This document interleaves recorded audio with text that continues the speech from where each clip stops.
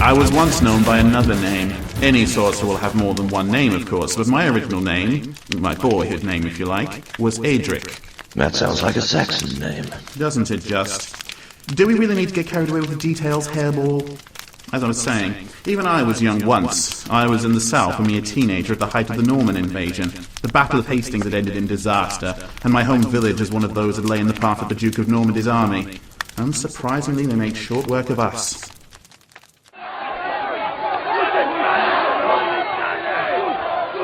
Got to hand it to Duke William. Oh, he was thorough, a man after my own heart. And if he caught me, he'd probably have had it too, sliced out of my chest with a broadsword. It's what he did to all the other prisoners he took that day, after all. You want us to feel sorry for you? Certainly not. There's nothing more disgusting than pity. Oh, I don't know. I can think of something worse we're talking to right now. I was one of the few to escape. I fled north where resistance to the invaders was far stronger. I was taken in by an old man, a farmer near the city of York. He claimed he was the great-grandson of a Viking who had settled in the land during the reign of King Canute. I was too young to know the difference, so I believed he was a Viking. Nowadays, I'd have recognized him at once as a Celt. You must understand, I can promise you no safety from these Norman soldiers. Should they come this far north, then I can see no reason in the world for them to stay away. This farm is as likely as any other place to be taken by them. But they may not burn it. You won't let them know where I'm from, that's all I ask. No, I shan't. Betrayal is not in my field of expertise. Doesn't mean I'll take you on as a hand, though. Oh, but you must. You have so much land to tend on your own, sir. Well, you seem strong enough for a lad of such tender years. Yes, I believe you can help me tend the fields, at least during harvest time. You won't be sorry, Master Nimrod. I just need someone to give me a chance. I won't take my living for granted, I promise. I want to earn my keep. An attitude that does you credit, young one. And with such enthusiasm, why should we not start a labour straight away? There are tools here for you to begin sowing the seeds. Let us go to work. Thank you so much, Master Nimrod. Thank you, thank you. By criminy, I was hideous back then.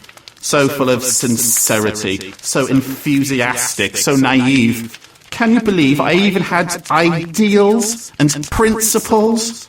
Dear, oh dear, I wasn't a pretty sight. You was an idealist, Bishop. That's like catching the plague. Sure felt like it. Did you live? Oh yes, you should see me now. Nimrod. I think we can all work out who that was.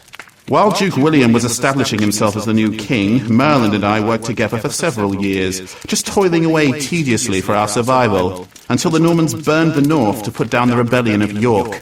Our farm was one of the many that were burned. Edric! Quickly, my boy! The Baron's men have already reached the inner field! I haven't had a chance to collect the talisman from inside the house, Master! I'll go and collect it now! No, Edric! Wait! I'll only be a moment, Master! We don't have a moment, Edric! How right he was, and how foolish I was.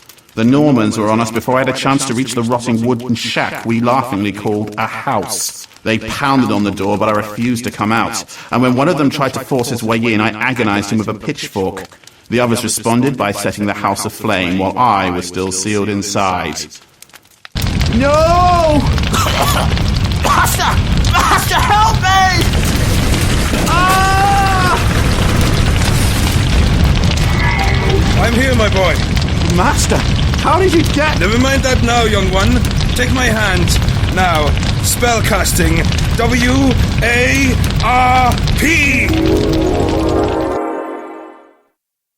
What he'd done was cast a spell that took us no distance at all in space, but over a century forward in time.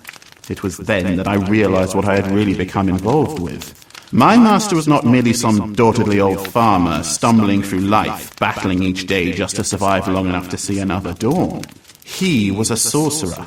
I had been taken in by a powerful sorcerer. Merlin was your stepfather? Interesting way of putting it. He took you in, nurtured you, gave you a life to live, and look at you now. You've repaid him by becoming the very antithesis of all he stood for. Don't be sanctimonious, old goat. He let me down. He had all that power, but he was still so weak he failed me. Failed you? Oh, stop whining, bone brain. Merlin was a dim-witted old Burke, but he never let you down. He failed me! I was trapped in that shack while it was burning round my ears. You think I came out of that ruin unscathed or something? I take it you didn't, then. Half of my face was burned off, and that demented old fool could have saved me from that. If he hadn't been so squeamish about revealing that he was a wizard, he could have rescued his own stupid talisman by a single click of his fingers, but no, he was more interested in keeping his powers a secret from me. From me! After I'd spent nearly 3 years working as a virtual slave for him. He didn't trust me enough to protect me. If he no trust you, maybe this Merlin no so stupid as I like to believe, huh? He was still stupid enough. And cowardly. But once his hand was forced, he had to admit to me who he really was. He cast a spell to heal my face, but again he botched it. Funny, the more I hear about him, the more I like it. He always sounded like a brat from what I heard. Oh, he was worse. He used magic to repair the tissue of my face and cleanse the scorching, but he ended up bleaching my body altogether. So that's how you appear the way you do. Only partly, Treguard, only partly. In the months that followed, I inevitably became more and more curious about the ways of magic. I soon started begging Merlin to train me in the arts, but he refused time and again, insisting that he didn't believe I was of the right mind to handle it. Me, not of the right mind? When I've become the greatest wizard under the earth? Ha! If only he could see me now. He'd see he was right. Everything he feared about you's come true. He wasn't afraid that you couldn't learn to use magic, he was afraid that you wouldn't use it responsibly, and look at what you've become. You corrupt every bit of magic you have with the stench of technology, and you've lost what little sense of morality you ever had. Don't bleat to me about morality, Treguard. It's the classic lament of the bad loser. Show me a good loser and I'll show you a loser. Show me a loser and I'll show you a mirror. Eventually, I persuaded Merlin of a self-evident fact. He had failed to use his powers when they were needed, therefore he was the irresponsible wizard, therefore he owed me. So he relented, and he began schooling me in his outdated little so-called arts of pure magic. And my progress was fast, and, I thought at the time, without limit. But there was just one problem. What's that, you fishy? Merlin was an imbecile. He couldn't teach a newborn baby how to cry.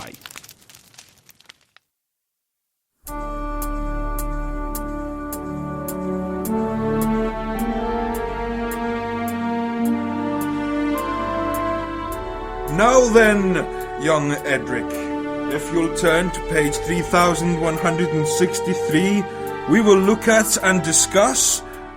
What will we look at and discuss? Ah, yes, of course. Controlling the weather with magic. Yes, now then, the first spell we will look at is... Thundara. This spell summons up a miniature thunderstorm cloud. Now repeat after me.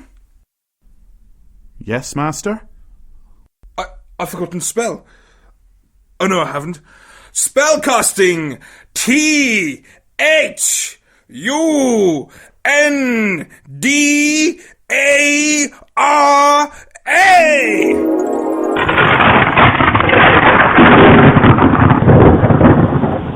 Spellcasting. T-H-U-N-D-A-R-A!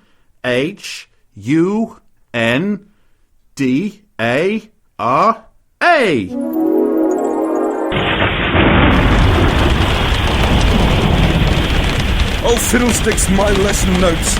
They're getting soaked. The spell. A-R-A-D-N-U-H-T.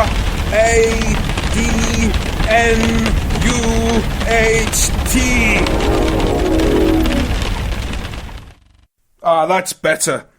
Oh, bother. Can you take a break while I dry these things out?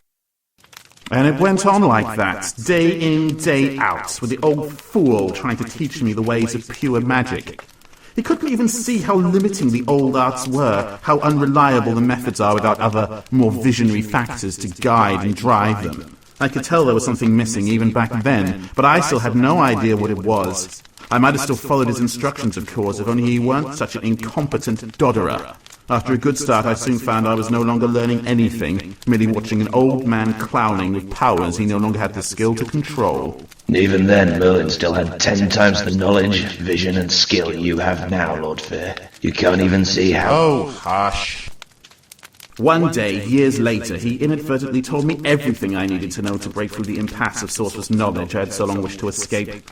By now, we'd taken up residence in the very dungeon to be found beneath your own castle, Treguard. Master, we must be 100 feet below the ground. How come this chamber is still standing under the weight of all that stone? You are mistaken, my boy. We're not 100 feet below ground, at least not in the sense you mean. We are wherever the dungeon wishes us to be. I'll never understand this place. I wish you'd explain it to me properly. One day when you've learned enough to understand it. For now, I shall explain this particular chamber to you. It looks like a study. Funny place to find one, though. Indeed it is. This, my dear Edric, is the Hall of Folly. It's nothing to do with a certain fellow who can occasionally be found lurking in a dungeon. Well, not too much to do with him at any rate. In the books you'll find throughout this library are 10 lifetimes worth of knowledge regarding magic and its myriad history. You will learn much from these books, my young apprentice, so study them well, for you will need the knowledge for the day when you will inevitably face my alter ego. Your what? Mogdred. He is the dark side of my magic, and even of my nature, and if your destiny as a sorcerer is ever to be fulfilled, you must one day overcome him. I am training you, my dear boy, so that you may help me finally to vanquish him. I'm honoured that you feel I'm worthy to help you, Master. Yes, my boy, I believe you will be the one who finally rids the dungeon of Mogdred. Now go to your studies, read any book you like from these shelves here, but stay away from that group of books to the right. They are entirely about theoretical magic. I merely keep them for my personal study and interest. As their content is entirely unpracticed and, probably, impossible to accomplish at all, they can do no good to any pupil's studies. Well, why is that? They would only serve to confuse you. You will only be equipped to study these theories once you have fully grasped the intricacies of pure sorcery. If you study theoretics now, you will probably never fulfill your basic skills. I see. All right then, but I can read all the rest. Certainly. All of them can teach you many a unique secret, and all those secrets are valuable to a student of the parasciences. Now, if you'll excuse me, I must confer with the dungeon master. I can trust you to behave while I'm gone. Oh, really, Master? It was my 20th birthday a month ago, and you're still treating me like a brat. I apologize, young man. Study well. You may notice I didn't actually answer his question. The old fool couldn't trust me to behave. Nonetheless, I decided at first to be a good little student and stayed away from those forbidden books. And Merlin was right about one thing. The other books were all treasures of magical knowledge. Knowledge written by some of the finest minds in the history of parascience, such as Lailoken, Lefay, Ambrosius, Hearn, Caedmon.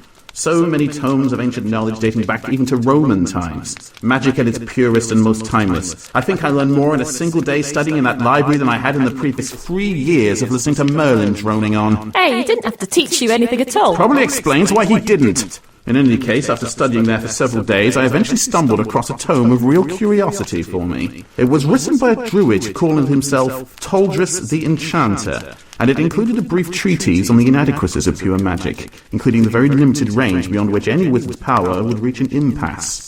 Above all, he condemned the arcane and obscure practices of traditional teachings, their complete disregard for advancements in other fields, and the unreliable and unpredictable outcomes of sorcery that was not tempered by other forces. Unbelievable. You're saying the first written advocate of technomancy was a druid?